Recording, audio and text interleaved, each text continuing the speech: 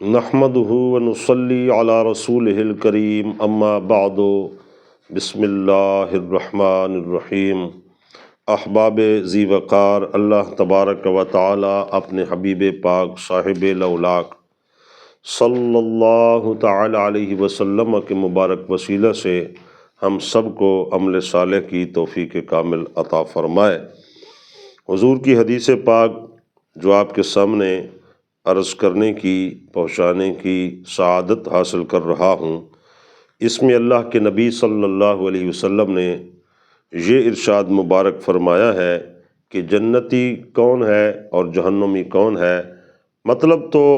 حضور کا اخلاقیات کا درس دینا ہے، اس سے جو مفہوم سمجھ میں آتا ہے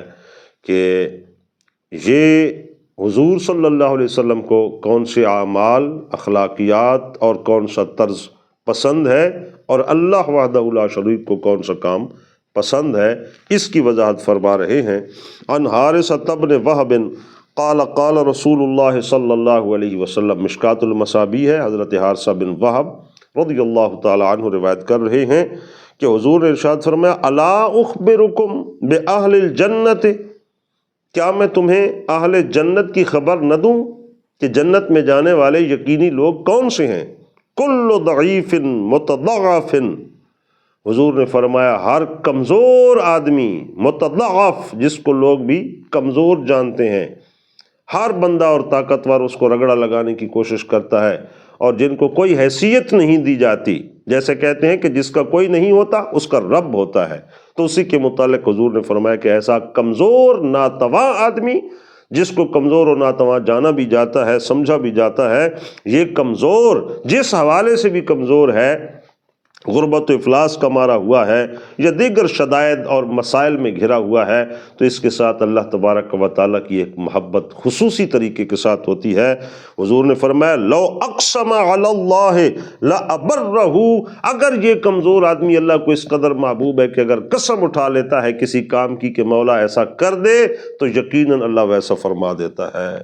اور آگے فرمایا الا اخبرکم باہل النار، جو یقینی طور پر جہنم میں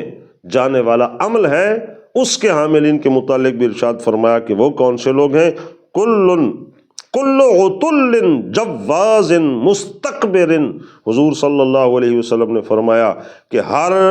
جو تکبر، غرور، اکڑ اور خود پسندی والا آدمی ہے، یہ سارے مفہوم ہیں عتل کے اور آگے مستکبر کے بھی، اور جواز بھی کہتے ہیں جو پھکڑ باز ہوتا ہے اور بڑی بڑی باتیں، جس طرح کسی کو کہتے ہیں کہ ایسے چھڈو آدمی ہوتا ہے کہ باتیں بنائی جانا اور اپنی شان بیان کہی جانا، اور سب لوگوں پر اپنا یعنی بتانا چاہتا ہے کہ میں کوئی بہت بڑی شے ہوں۔